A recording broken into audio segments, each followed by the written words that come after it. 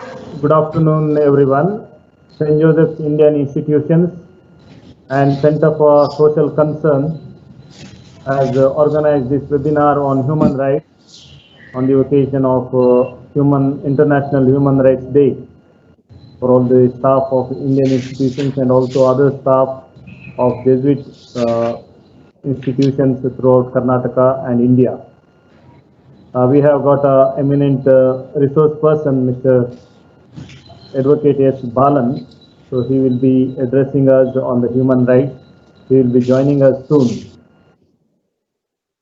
If you have any question and answers to questions to put forward to the resource person, you can click on the Q&A show and put your questions in that, and sir will be answering those questions. Secondly, the e-certificate also will be provided to all of you. You need to fill up the feedback form, Google feedback form. It will be provided to you in the chat box. So kindly wait, and we will wait for the Advocate S. Balan to join us soon to address us. Thank you.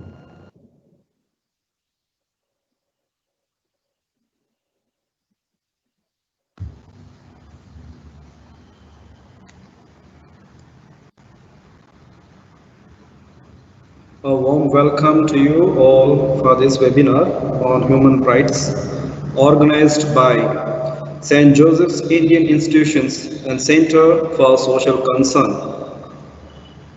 We will be beginning our webinar soon.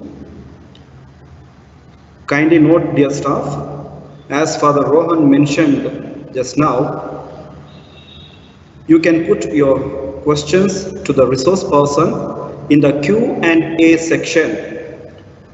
You will also be receiving the e-certificates for participating in this webinar.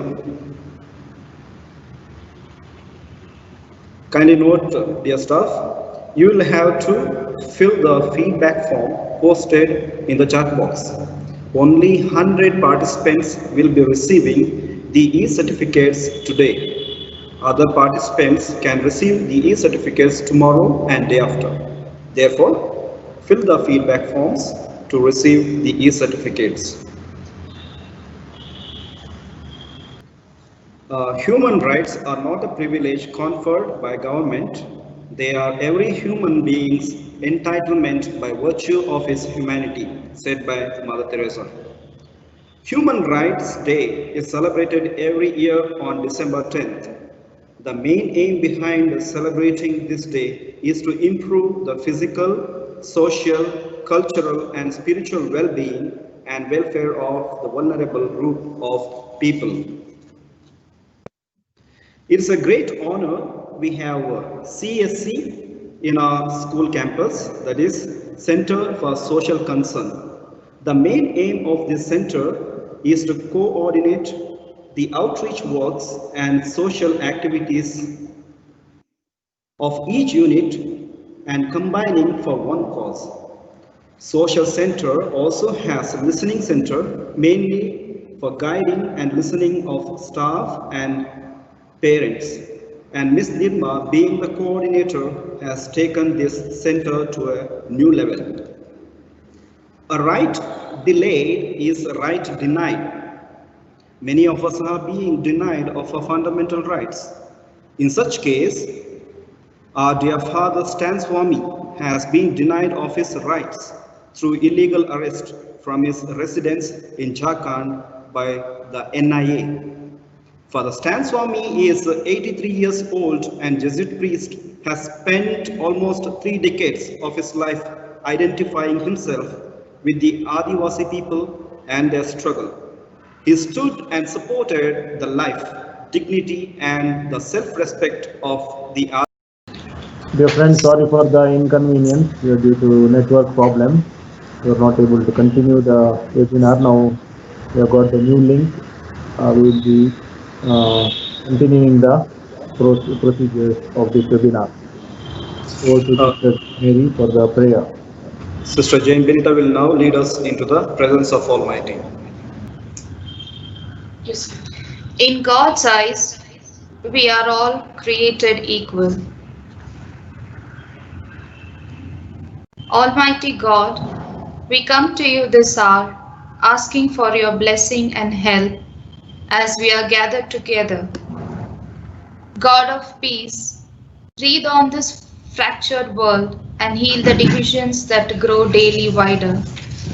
God of love, breathe on leaders that they might respect the right of all human beings to live in peace.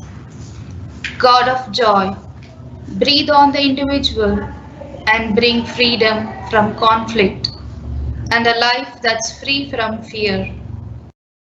Let us be united in spirit with all fellow beings on this planet as we raise our heart and soul in prayer through this song.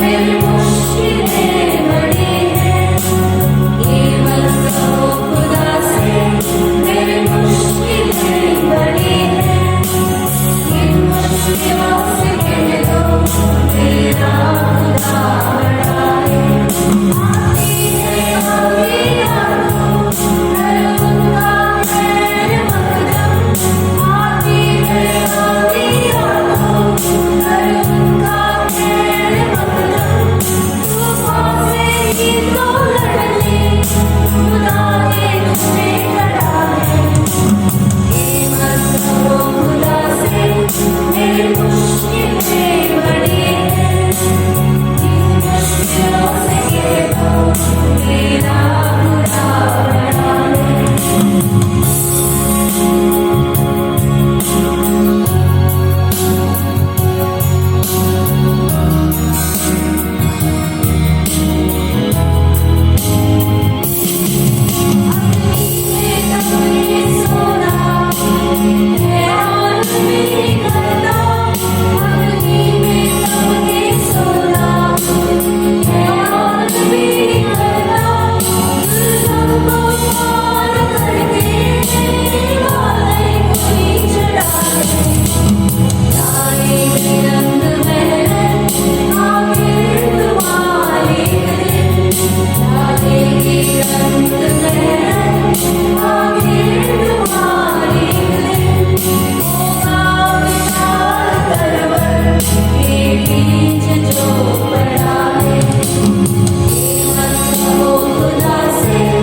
मेरी मुश्किलें बड़ी हैं इन मुश्किलों से कह दो मेरा खुदा बड़ा है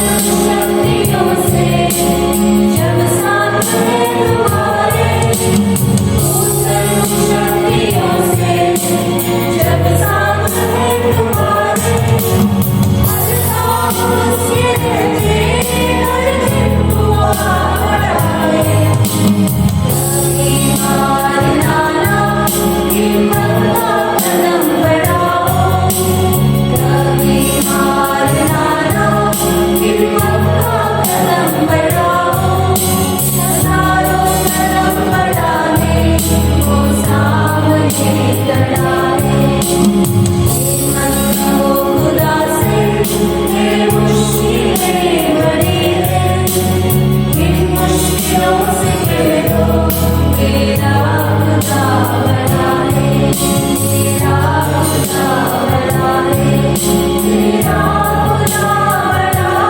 है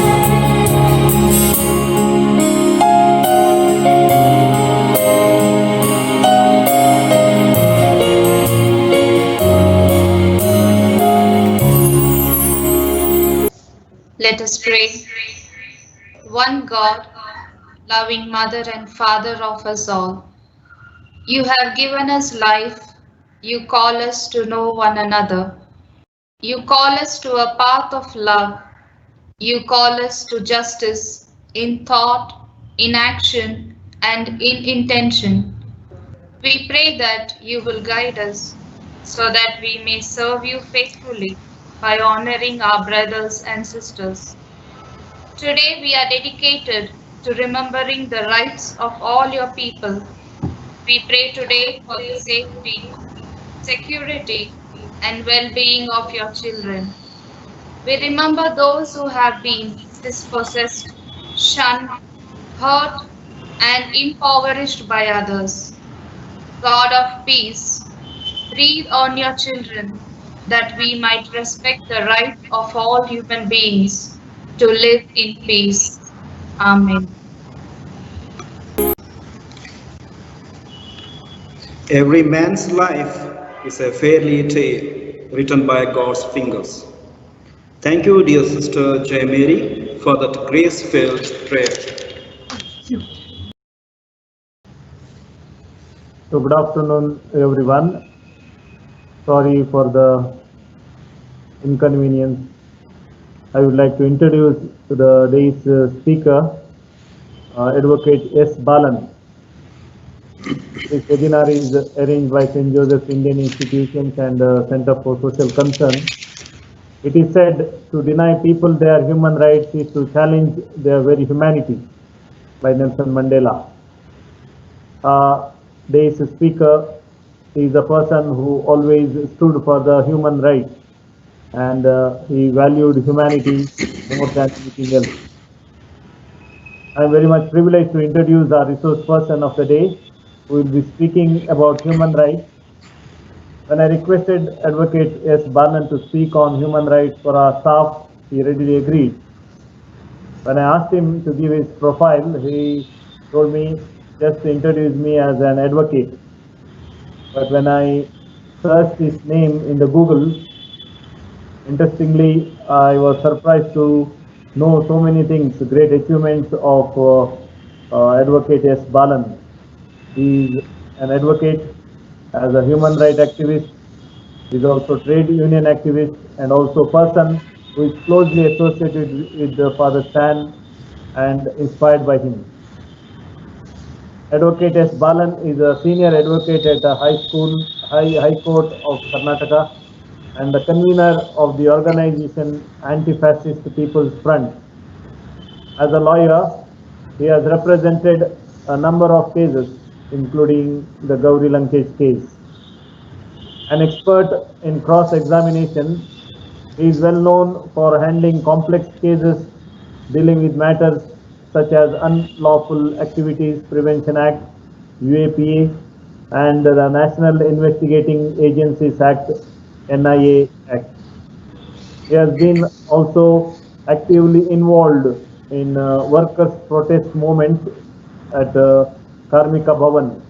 As an advocate, recently he presided a huge protest for the protection of race course workers' rights with specific demands to the Labour Commission at Karmika Bhavan, Bengaluru, demanding immediate disbursal of pending wages, yearness allowances, and protection from overtime and other issues. Advocate S. Balan is a fighter for the cause of workers, and he is also leading trade unions.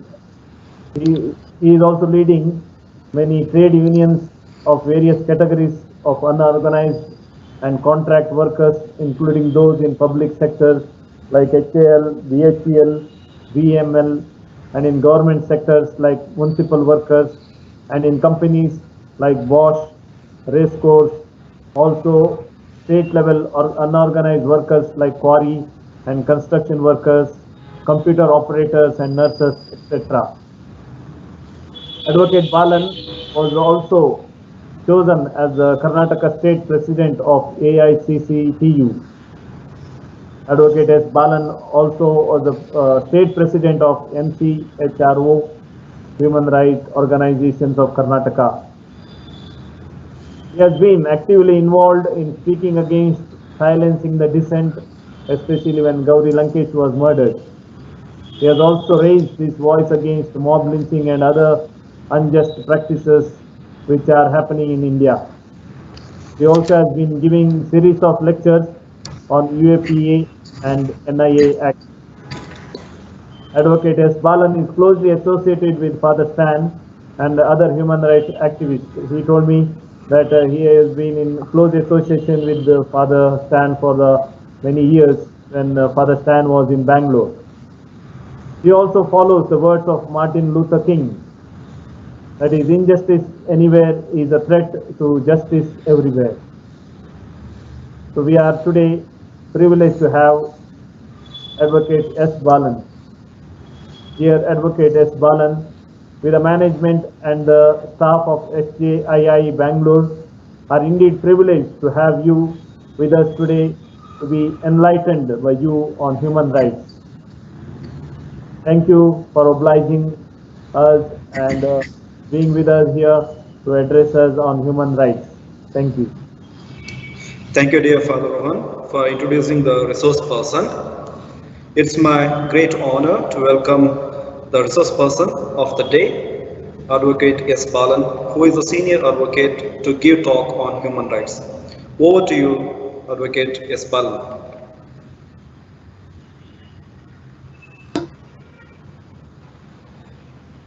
Am I audible? Yes, sir. Okay. See, thank you for very good introduction and on human rights. See, the human rights, the word human rights is very popular.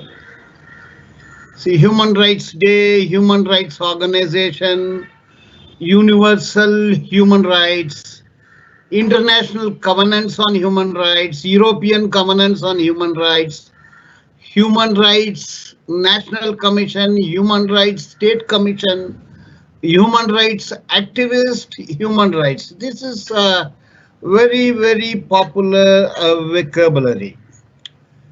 Then what the comprehensively, if we look into the definition given by various national, international, multinational, transnational agencies are taken into consideration.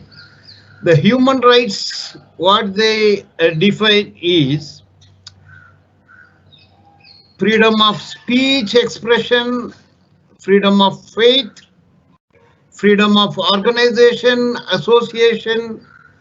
This is the main points. Then, other than that, then prisoners' rights, trial rights, presumption of innocence till the guilt is proved. Then nobody should be condemned without hearing. Fair trial, fair justice. These are all the wordings.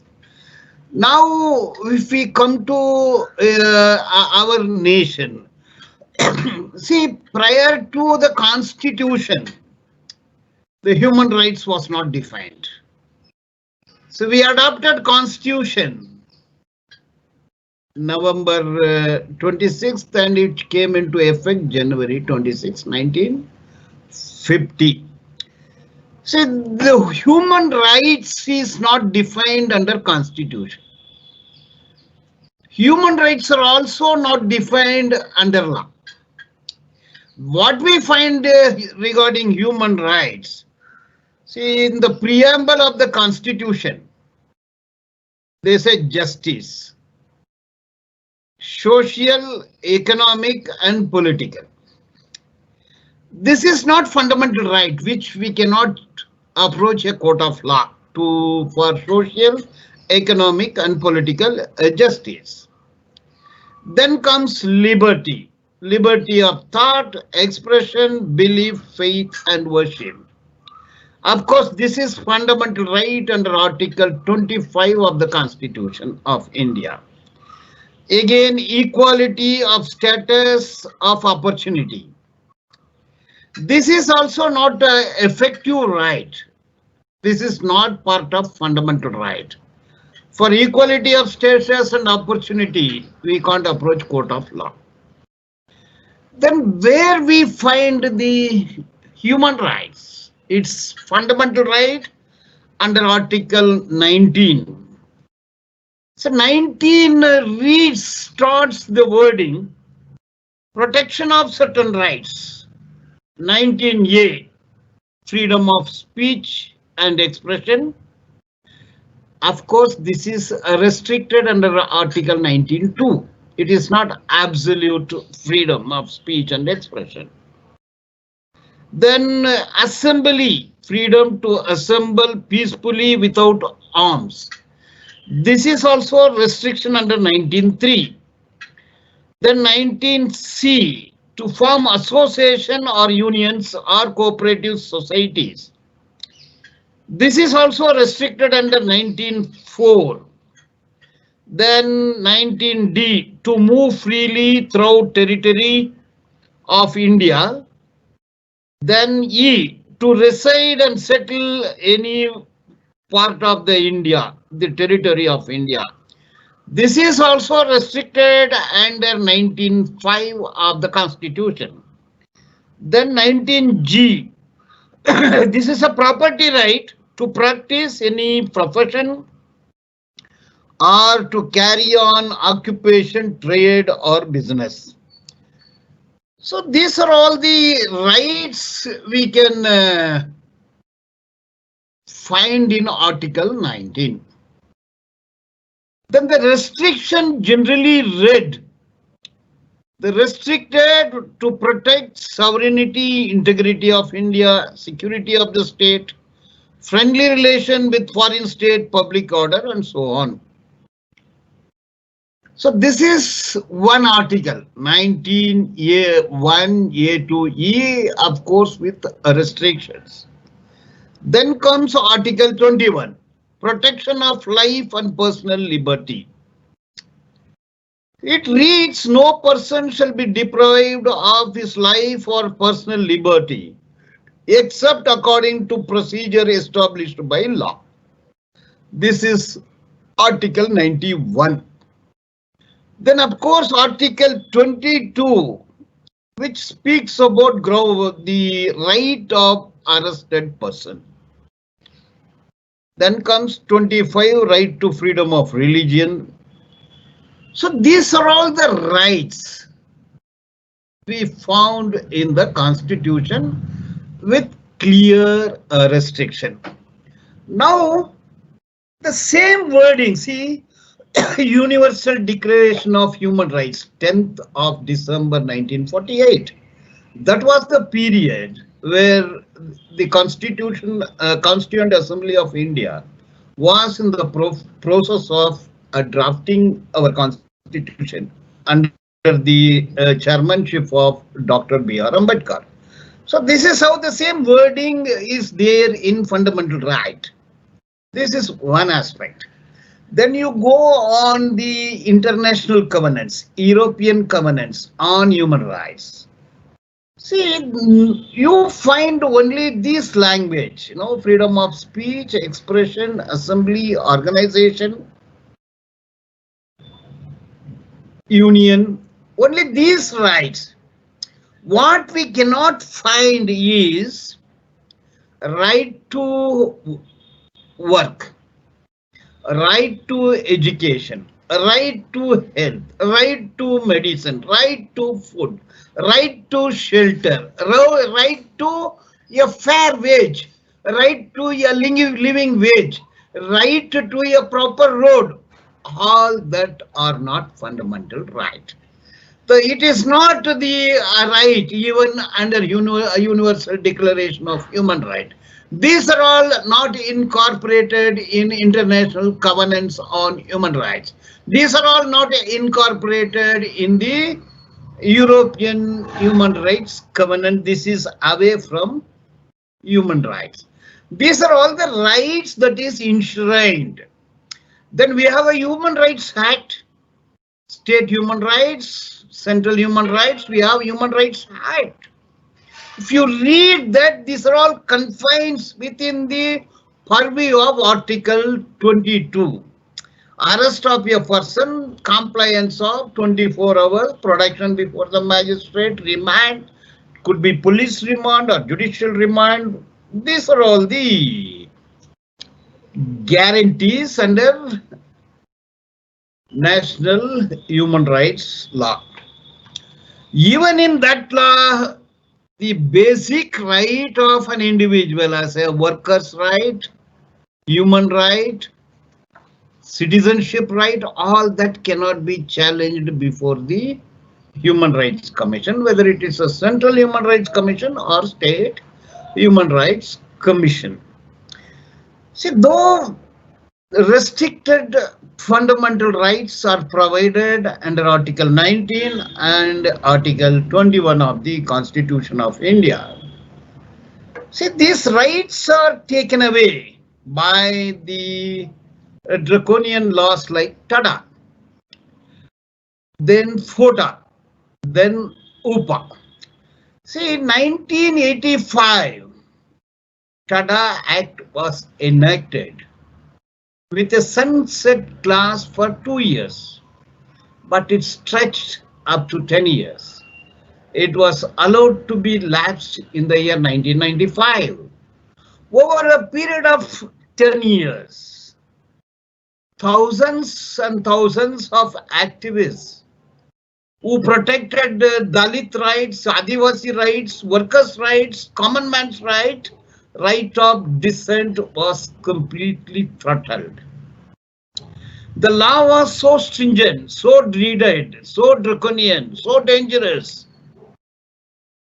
See, no presumption of innocence. Statement recorded by the police officer, not below the rank of IPS, is admissible in evidence. See, there is always a presumption. To prove the innocent is the duty of the prosecution, is the duty of the defense, not the prosecution. Moment a person is arrested, is supposed to be found guilty. Otherwise, it is the duty of the defense to prove that he was not guilty. So this was challenged in Kartar Singh's case before the Honorable Supreme Court. Honorable Supreme Court, see now the balance between draconian law and the fundamental right. Fundamental right guaranteed under Article 19 and 21. But confessional statement is otherwise inadmissible, even in Anglo-Saxon law, Anglo-Saxon jurisprudence. Confession made before the police is hit by Section 25 and 26 of the Evidence Act. This was way back 1872 to 1985. See, any confession made before the police is hit by Section 25 and 26. The same concept was enshrined in the Constitution under Article 22. That was given a go by enacting TADA Act in the year 1985. In Kartar Singh's case, the provision of TADA confession was challenged, wherein the lordships of the Supreme Court declared, set a ratio that the terrorists are class apart, that the accused under TADA are class apart. Therefore, it is a separate class. Article 19 is not applicable to them. Article 14 is not applicable to them. Article 20, 22, 21 and 22 are not applicable to them. They are not human beings. They are not citizens. They have no human rights. The entire human rights were taken away by enacting TADA. In the year 2002, FOTA was enacted by NDA government, and when Mr. Vajpayee was the president. 2002 to 2004, the same provisions: arrest, no bail, conviction, presumption of innocent is taken away, presumed guilty moment a person is arrested. Then voluntary statement made before the police admissible in evidence. Person could be convicted against the alleged confessional statement of an arrested person. So always these confession statements are scripted, woven by the investigating agency. This everybody knows. So photo. There were hue and cry all over India from Kashmir to Kanyakumari against the draconian law. That is the reason why the Congress UPA in their manifesto said that if they come to power, they will repel FOTA. 2004 ministry was formed. Manmohan Singh won government, first government. Then it was debated in the parliament. Debated and morning session, FOTA was repelled. In the evening session, amended provisions of UPA was brought on the law books. It was adopted in the parliament. See, now the history of UAP, it's a very, very draconian law. It was just a replica of Criminal Law Amendment Act 1908.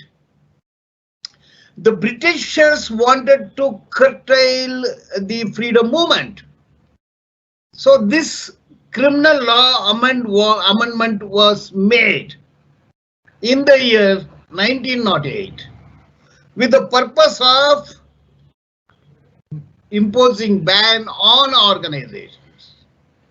Anyone associated with the organizations were the accused. That was put at rest after 1947. Again, 1963, there was an attempt to buy the Nehru government, keeping in view of DMK of Tamil Nadu. Tamil Nadu, there was a huge movement by the Dravidian movement. They said that Dravidam is different from Aryam. They wanted Dravidam consisting of Tamil Nadu, Andhra Pradesh, Karnataka and Kerala. It has a historical background. I am not going into that. And there was a huge meetings in Tamil Nadu to curtail the propaganda machinery of Dravida Munnetra Kalagam political party of Tamil Nadu. Nehru government, Congress government wanted to enact UPA. They could not do it in 63. They could not do it in 64, 65. Ultimately, in the year 1967, with the concept of banning certain organization, UPA was enacted. UPA law bill was passed. It came into a law in the year 1967 to a limited extent. That was kept in abeyance. Tada was brought in subsequently. FOTA again. It is UAPA government led by Congress. When Mr. Chidambaram was the Home Minister, this UAPA was introduced. Again, the same UPA government led by Manmohan Singh in the year 2008. It was further amended, inserting very draconian concept. In the year 2012, still when Manmohan Singh was the Prime Minister of the nation, they brought National Counter-Terrorism Center, an agency which can involve in any state, affecting federalism and state autonomy. See, law and order, public order is a state subject. and each state has its own investigating agency. CBI is also a premier investigating agency, but they cannot intervene unless state accepts to that. So in order to penetrate into the state autonomy, in order to interfere with the concept of federalism, against federal concept and state autonomy, NIA, National Investigating Agency Act, was enacted by the Manmohan Singh led government in the year 2008. So they can go anywhere from Kashmir to Kanyakumari without the consent of respective state government. So in the guise of concurrent list number 3, they started intervening with list number 2. List number 2 is the power bestowed upon the state government. Law and order has been a state subject, not a central subject. Only in rarest of the rare cases, with the consent of the state government, CBI investigation can be entrusted, not otherwise. To overthrow the law and order in the list number 2, unconstitutional, illegal act bill was introduced. It became a law in the year 2008, called as a National Investigating Agency. I call this as National Inhuman Agency. So this agency can go anywhere in India, arrest anybody else, and they have say, even choosing a prosecutor, choosing a judge. See, if the case is investigated by NIA, then according to me, it's a mock trial. Like how Bhagat Singh was hanged by the British through a mock trial. Anyone who is arrested, facing trial in the NIA court, investigated by NIA, then the normal internationally accepted criminal jurisprudence is denied. The internationally accepted fair trial is denied. The internationally accepted presumption of innocence is denied. The internationally accepted concept of free trial is free and open trial is denied. This is now, let me come to UAPA, because Father Stan is facing trial under UAPA, investigated initially by the local police on 1/1/19, the incident 1/1/19, 2018. After 13 days, BDS Airbotes henchman lodged a first information report. Initially investigated by local police when change of government took place. It was entrusted to NIA. So state has no authority to intervene. There was a first charge sheet, second charge sheet, and the third charge sheet for the Stan is roped in as an accused. What does UAPA says? What is this UAPA? UAPA amendment in the year 2004, in the year 2008 is based on resolution UN General Assembly resolution number 1373. This 1373 is a dreaded provisions which is nothing but brainchild of United States of America, introduced through United Nations General Assembly, General Council, forced each and every state, member state of United Nations to make it a law. Therefore, this UAPA Amendment 2004, this UAPA Amendment 2008, subsequent amendments, more particularly amendment in the year 2019, are just a replica of United Nations concept of anti-terror law at the instance of United States of America. Now let us go to the provisions of UAPA. There are basic structure. There are also superstructure. There are twin, it's like a two-tongued snake. One is it terrorist act.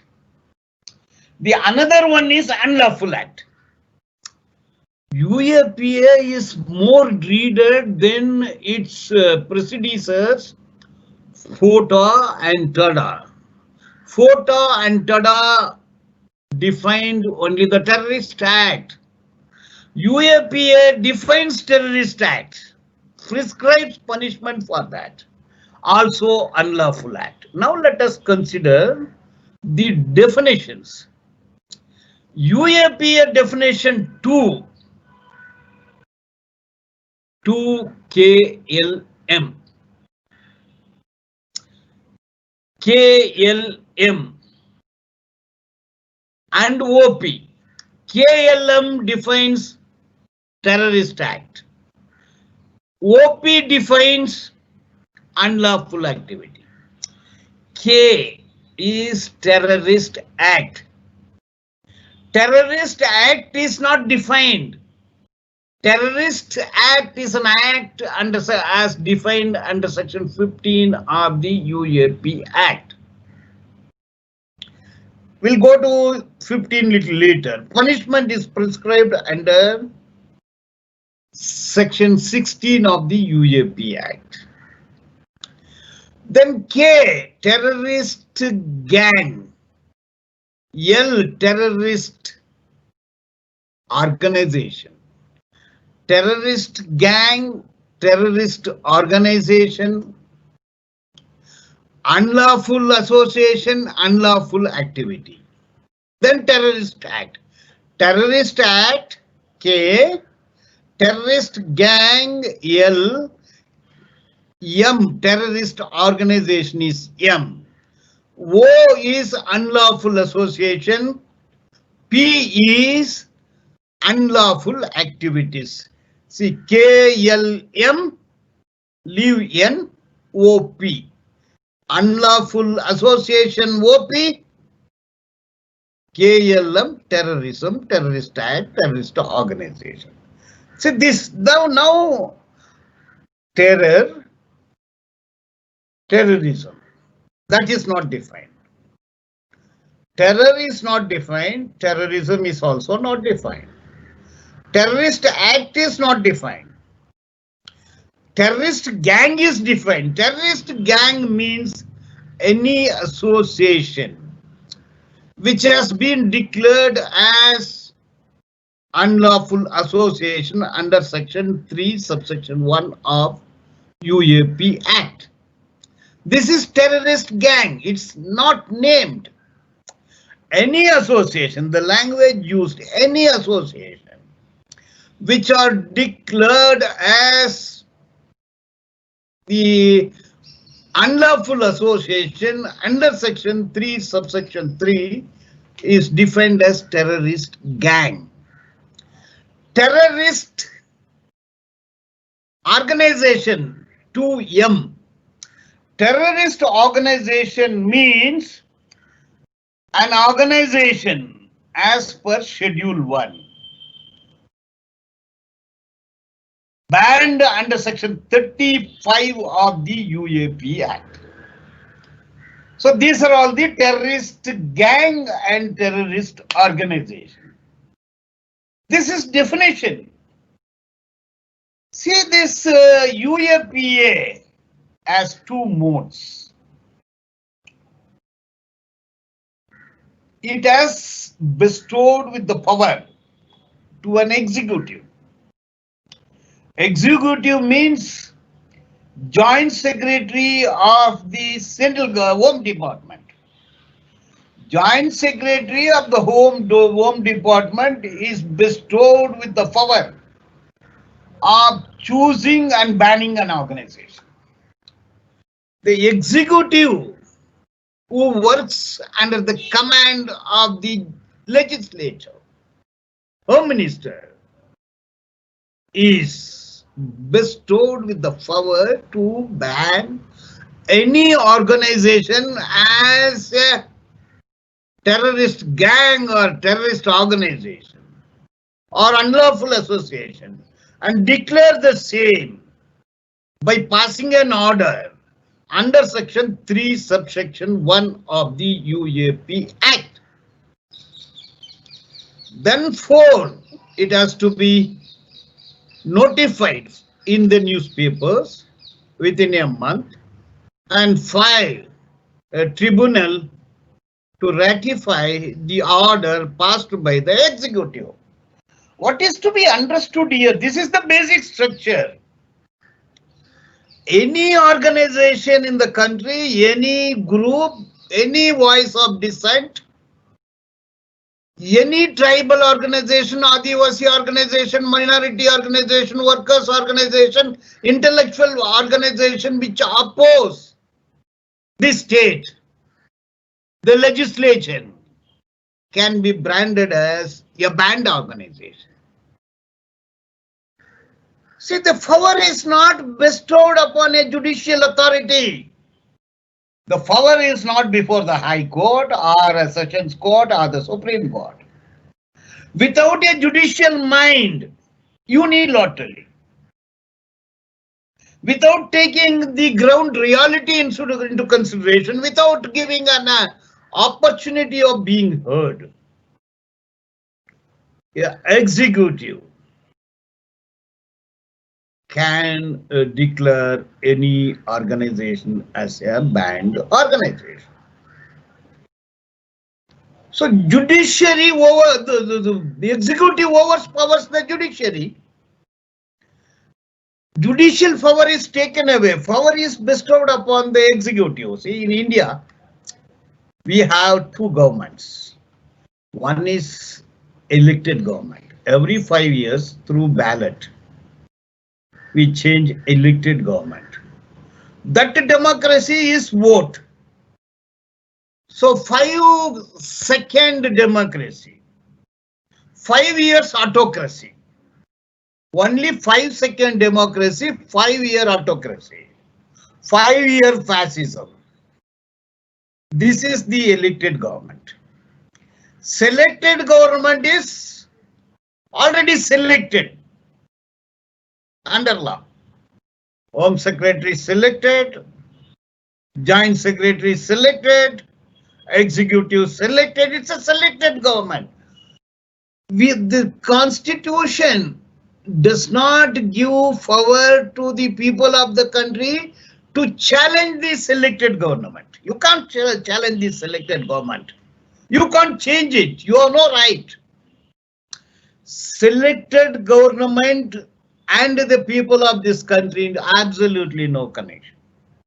Selected by the system what we adopted, unreasonable system, capitalistic system, feudal system, upper class system, upper caste system, Brahman Baniya, corporate system. That is the chosen system. That is a selected system which we cannot challenge by way of vote. It is only the elected government for 5 years. So the selected government is bestowed with the power of banning organization which raise their voice for A+ and L+ people, for underprivileged people, for vulnerable and marginalized people, for poor and extremely poor people, for working class, for Adivasis, for farmers, for backward class, for Dalits, majority of the people. So this is how the basic structure they ban. Regarding ban, I would like to make a point very, very clear. Who are all the organizations which are banned as per Schedule 1 of UAP Act? In Schedule 1, there are 39 organizations. 39 organizations. 18 organizations are Islamic organizations. 18. Next comes secessionist organization, 13. It all mostly confined with 7 sister states: Assam, Manipur, Nagaland, Tripura. It all confines there, most of the organization. 13. 18 Maoist communist organizations. Now count 39 organizations banned. See, University of Maryland, America. Maryland University, America. See, there is a global terrorist database. Global terrorist data. GTD. They have analyzed terrorist events from 2001 to 2014, over a period of 14 years. In India, there were about 5,052 terrorist attacks, events. 5,052, the percentage they have calculated. Which organizations were responsible for these attacks? The data indicates 42% left-wing extremism, 42%. Secessionist organization, 22%. Miscellaneous organization, they say they have not named it deliberately and intentionally. 35%. 35, 22 and 42. Calculate, it comes 99. Then only less than 1% events were due to Islamic organization. Less than 1%. 18 organizations are banned. 35%, no organization banned. Who are these 32 or 35%? Responsible: Abhinav Anand, Sanatana Sanstha, Hindu Munnani, Hindu Janajagarana Samiti, Bajrang Dal. They were responsible, according to the investigating agency, Mecca Medina bomb blast at Hyderabad. Samyukta Express bomb blast, in which hundreds perished. Malegaon, Ajmer, Panvel, planting bombs, killing Pansare, Dabalkar in Maharashtra, killing Gauri Lankesh, Kalburgi in Karnataka, planting bombs while the movie Padmavati was screened in Belgaum, in Panvel, in Goa. Bomb blasts, threats, 35%. They have no guts to say the background of these attacks. They generally termed as 35% miscellaneous. No one is. This is the discrimination. The way UAPA is drafted indicates that the rich, the powerful, the privileged caste, privileged class will not be an offender under UAPA. Only the underprivileged, marginalized, vulnerable, they can be implicated as an accused under UAPA. This is how it is discriminated. That is how it is structured. That is how it is structured. So the basic structure of UAPA points out, specifies, indicates that it is only the lowest strata of the society can be booked under this act. That is how it is structured, basic structure. Then comes its superstructure.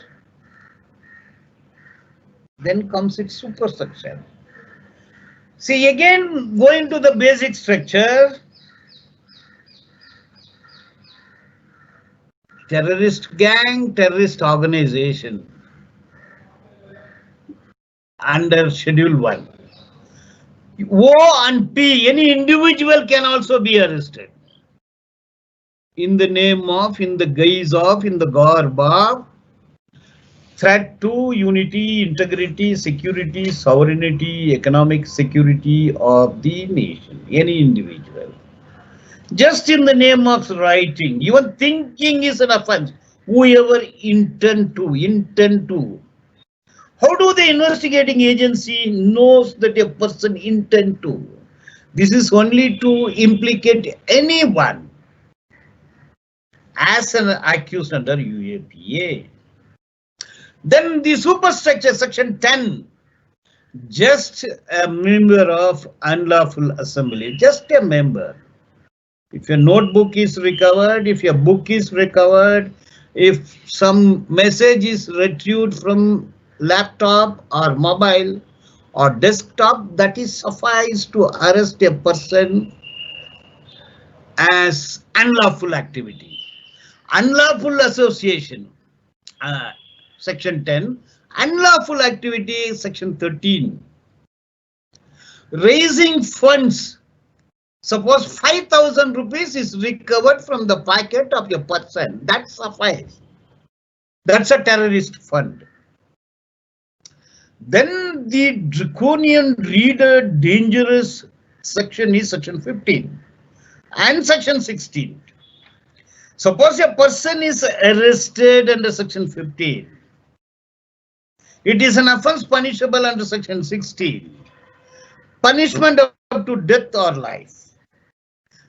This is the section under which Father Stan is arrested, section 15. He never went to Bhima Koregan. Not even a small ammonium nitrate recovered from him.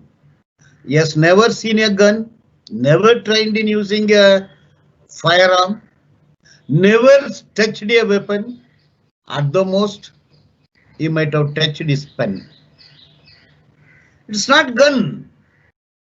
In the pen, he had never written about gun. Might have written about the life of tribal people, their protection. He is because he held a pen and paper. He is arrested under section 15. 16 is the punishment. Punishment is death and life. Using a pen and writing, punishment is life. Death sentence. Then what it says? 43E of UAP Act, 43E. Presumed moment a police inspector files a charge sheet incorporating or invoking or implicating or roping an individual for the offense under section 15 and 16 of the UAP Act under section 43E, it is presumed that he has committed. Burden is on the accused to prove that he has not committed. Reverse burden. This reverse burden is dreaded. Then comes section 20. Member of a terrorist gang or a terrorist organization. If you read section 20 and section 38, suppose if the police inspector says that you are a member of a terrorist organization, finish. You are a member. They need not prove. It is for the defense, it is for the accused to prove that he is not part of any organization. Reverse burden. See, Dr. Ambedkar, while debating in the parliament, Constituent Assembly, declared, see, the democracy of a country could be seen in criminal law. The criminal law is fair to the accused, fair trial, then the country is a democratic country, otherwise not. If you read the basic structure and superstructure of UAP Act and NA Act, then India is not a democratic state, no human rights. It is a militaristic fascist state without any fundamental right, no human rights, no democratic rights, no citizenship rights, rightless country. Now I would like to quote, right is not a charity. Every human being born free. Human right is his birthright, not the right given by any state as charity. It is birthright. Human right is a birthright. Anyone opposes human right should be protested. Voice should be raised. That has to be defeated. No place for fascist in this globe, in this earth. This UAPA is a very draconian law by nature. Then if a person is arrested, the gap between the day of arrest, trial and the judgment, 14 years. We have seen in Bangalore,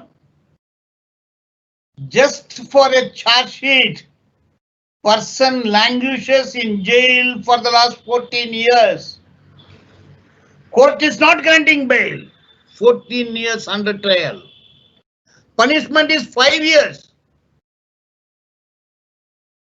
In one case, he has not touched a fly or an ant. He is in jail for 14 years. UAP Act. Court, don't give grant bail. It is such a draconian act. Last year alone in India, 4,000 people were arrested under UAPA, facing jail. And DJLE, KGLE case, persons who pelted stone are booked under UAPA. Stone is not from Pakistan. Stone is not from Saudi Arabia. Stone is not from Bangladesh or United States of America. Stone is a stone. Certain people are arrested because they hold a brick. Brick, is it a deadly weapon? Indian Arms Act never defined stone as a deadly weapon. Indian Arms Act never defined brick as a deadly weapon. Indian Arms Act never defined stick as a deadly weapon. The persons are facing charge under UAPA holding a stone, holding a stick, holding a brick. This is the state of affairs. Then it negates Article 19. It negates Article 21. It negates the preamble of the Constitution. It negates the word democracy or parliamentary democracy. It negates the word citizenship right, human right, workers' right, right. Moment a person is branded as an accused under UAPA, he loses all his rights. He's just a vegetable. That's it. No court considers. Hitler said, before killing a dog, brand it as a mad dog and kill. Nobody will question you. Today in our country, arrest a person under UAPA. Finish. He will never come out. In a judgment in the last month, in the month of November, Honorable Supreme Court of India said that a person arrested in UAP Act will never get a bail.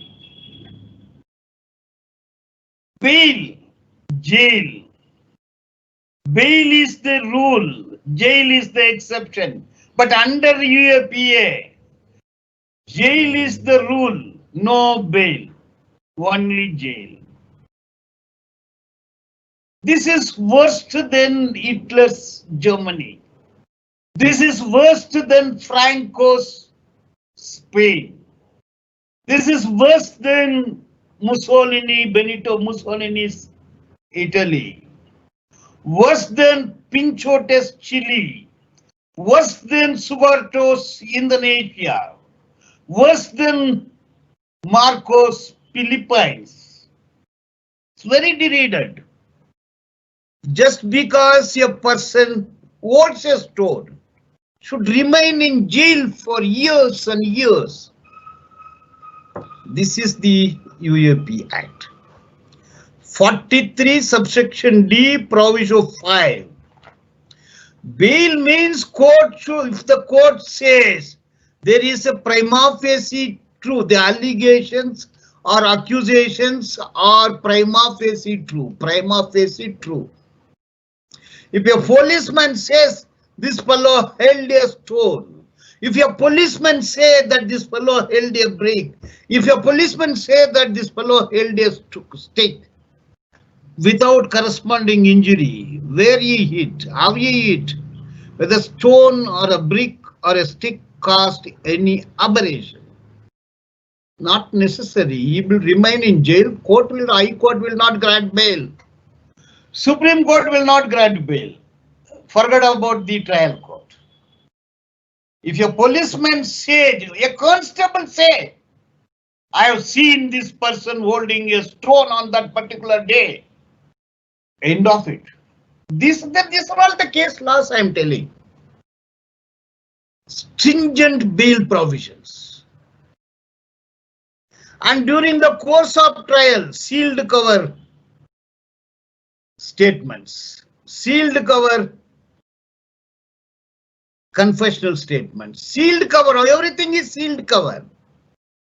Names of the witness. See, normally in UAPA cases, the policeman involves rowdy cheaters, professional criminals, thugs, rightist organization criminals, communal gundas are accused or a witness against minorities, against the workers. This is how the UAP Act is structured. Its basic structure is negating the fundamental rights, human rights, citizenship rights, birth rights. The punishment is severe, no bail. Condemned person. UAP accused is a condemned person. Under UAP, under NIA, the investigating agency has bestowed with the power of choosing a prosecutor, choosing a judge. It's absolutely a mock trial. It's not a fair trial.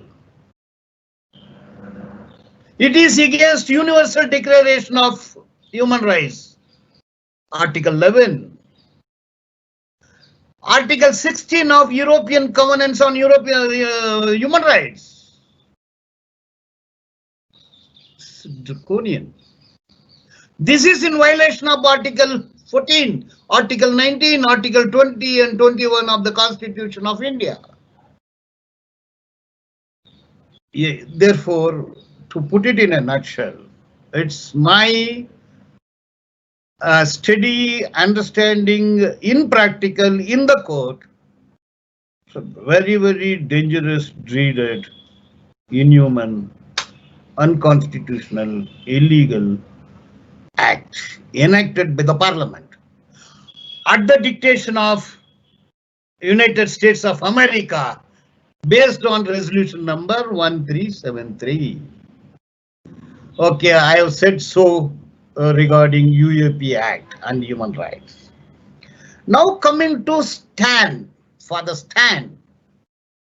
Along with Father Stan, there are 15 other intellectual writers, human beings, great human beings, who has been sacrificing their life for the just cause of Adivasis nation, to protect our environment, to protect our mineral resources. Why Father Stan is arrested? Why he is in jail? Why Arun Pereira is in jail, a renowned advocate? Why Surendra Godlings is in jail? Why Kalamanchi singer Rona Wilson is in jail? Why Harvard University studied Sudha Bharadwaj is in jail? Why poet Varavar Rao is in jail? Why Honey Wilson is in jail? Why Navalka, a known journalist, human rights activist, in jail? They are all in jail without bail. What is that they do? 1/1/2018, Elgar Parishad, led by Justice Golsa Patel, retired Justice of Bombay High Court, and P.B. Sawant, retired Judge of Supreme Court, they organized Elgar Parishad to commemorate the sacrifice made by Dalits, their war against Peshwas, who brutally suppressed Mahas, Dalits. They raised to be there. Dr. Ambedkar visited that place in 1928. He addressed masses there. He said, this is the identity of Dalits. Bhima Koregaon is the identity of Dalits. That was the language of Dr. B.R. Ambedkar. These two great judges organized a meet. What is wrong in that? When these people were going back, Ek Bote and Bide, both from right-wing organization, they mobilized a mob to attack them. Hundreds and hundreds of Dalits suffered serious injuries. They were hospitalized. They were maimed. Both Ek Bote and Bide were not arrested. Only Dalits were arrested. To put it straight, Father Stan never visited. Varavar Rao never visited that place on that day. Sudha Bharadwaj never visited. Rona Wilson never visited. Arun Pereira never visited. Hani Babu, a Delhi University professor, never visited. The entire attack was pre-planned. Perpetrators were right-wing elements. None of them were arrested, despite registering an FIR against Ek Bote and Bide. Then why Father Stan is arrested, though he was not there? That is the crux of the matter. Father Stan was in Karnataka and he shifted to Ranchi, he shifted to Chhattisgarh, Jharkhand, to work among the helpless, marginalized, underprivileged tribal people, protect their interest, protect tribes' land rights, forest rights, life of people. He was there. Why government is against to Father Stan? who is aged about 83 years. What does he do? He never took a stone, he never took a brick, he never took a stick. He has not damaged anything, he has not attacked anybody else. He led a simple life, lived for the cause of tribes, lived to protect the environment. That is more significant to everyone in this country. What happens in Chhattisgarh, Jharkhand, Bihar, part of Madhya Pradesh, part of Bengal, Jungle Mughal area? See, we have 89 varieties of minerals, right from gold, diamond, fluorite, alexandrite, uranium, precious metal worth trillions and trillions of dollars. These minerals are embedded in mountains, riverbeds. It's all in the forest. Beautiful mountain, over mountain trees, beautiful trees, herbs, snakes, reptiles, birds, animals, tigers, deer, varieties of species. Good environment. These minerals are deposited like a godown there. Jharkhand, Chhattisgarh, BJP government, central government. Hello? Sir, time is over. Okay, I'll finish within 5 minutes. 5 minutes I'll finish. So these minerals, now memorandum of understanding. The BJP minister, BJP leaders were part of the corporates. They wanted to loot this. They wanted to cut trees. If the trees are cut, animals will die. Then if the mountains are blasted, water bodies are cut, tribals will die. Tribals are thrown out of forest, mountains. It is something like fish out of water. In the plains, Dalits would suffer, whole environment will suffer. All our minerals are looted. This loot of minerals, this killing of tribal people, voiced by Father Stan. People like Father Stan. Therefore, the BJP government at the center and the state where minerals are embedded doesn't want anyone to raise their voice. Therefore, Father Stan is in jail. Therefore, other intellectuals are in jail. We will fight. We will fight. Justice would prevail. Father Stan will be released and acquitted from the case. Thank you. I will complete by this because of the time constraint. Thank you.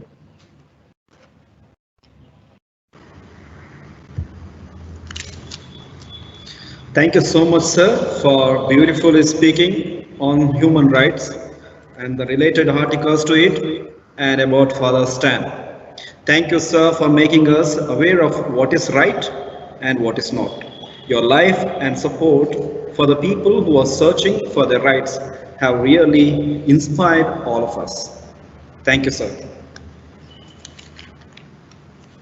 Dear staff members, kindly note, you can put your questions to the resource person in the question and answer section, that is the Q&A section. You will also be receiving your e-certificates for participating in the webinar. Therefore, kindly fill the feedback forms to receive the e-certificates. Congruity leads to endless congruence. Pro-choice is your pro-voice leads to pro-voice. Dear staff members of all the units, it is our time to raise our questions. I request you to raise your doubts and clarify it. You may raise your questions now.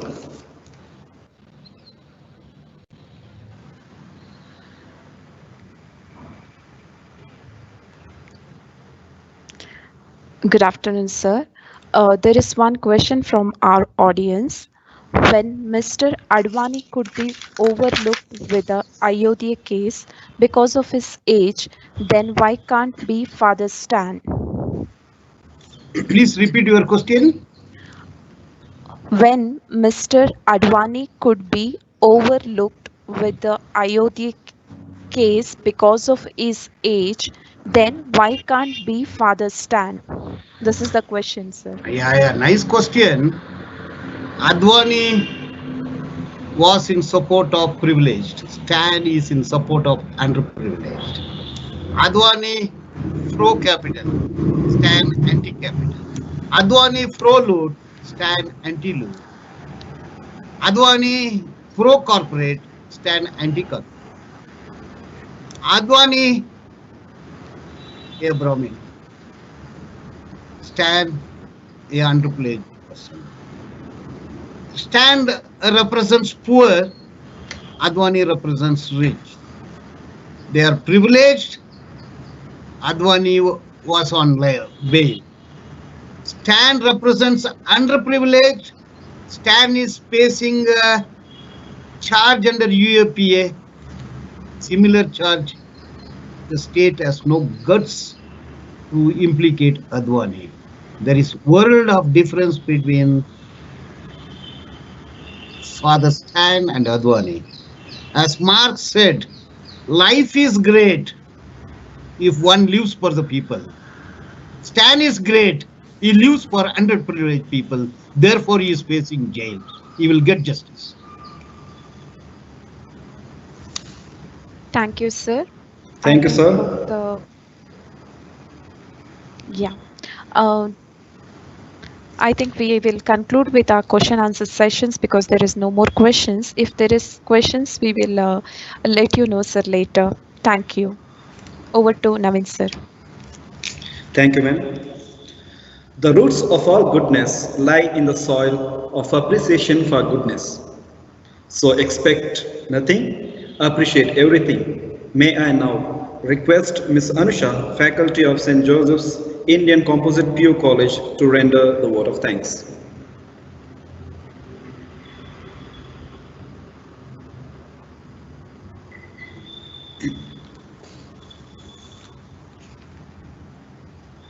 Expressing gratitude is the foundation for all abundance, says Eckhart Tolle. Holding this in mind, I would like to now take the opportunity to express gratitude to everyone who has played a valuable role in making this webinar fruitful. I would like to thank our beloved Rector of St. Joseph's Indian Institution, Reverend Father Joseph Rodriguez, for his spirited support and encouragement. I thank the Director of CSC, Father Rohan Almeida, for being the driving force behind this. I thank the Coordinator of CSC, Ms. Nirma D'Souza, for her fervid support and involvement. I would like to thank all the unit heads, Director, Principal, Vice Principals, and Coordinator of St. Joseph's Indian Institution. I would also like to thank the staff of all the units and all the staff of other units of Jesuit schools and colleges of Karnataka. Also, a special thanks to everyone who has graced this webinar with their virtual presence. I would like to thank Ms. Yashaswini of SJS CBSE for the indispensable technical support, preparing the Google feedback form and e-certification. I thank Sister Jayamary of SJIHS for invoking God's blessings through the solemn prayer. I thank Mr. Prem of SJCC for the warm welcome speech. I thank Father Rohan Almeida, Principal of SJS CBSE, for the respectful introduction of our resource person. I thank the moderator, Mr. Naveen of SJIPS, for emceeing the webinar in a commendable manner. Finally, yet importantly, on behalf of everyone, I would like to express profound gratitude and appreciation to our resource person, Advocate Balan, for the supremely relevant and educative talk on human rights. We're really glad that you are here with us today to expand our awareness by laying due emphasis on human rights through your rich patience, wisdom, and experience. Thank you, sir. Thank you. Lastly, all the viewers are requested to fill out the Google feedback form to receive an e-participation certificate. Thank you. Over to Mr. Naveen now. Gratitude makes sense of our past, brings peace for today, and creates a vision for tomorrow. Thank you, Ms. Anusha, for creating such a vision in all our hearts and minds. A right is not what someone gives you, it is what no one can take away from you. Dear friends, be the change you want to see in the world. My heartfelt thanks to each and everyone for making this webinar on human rights a grand success. Thank you.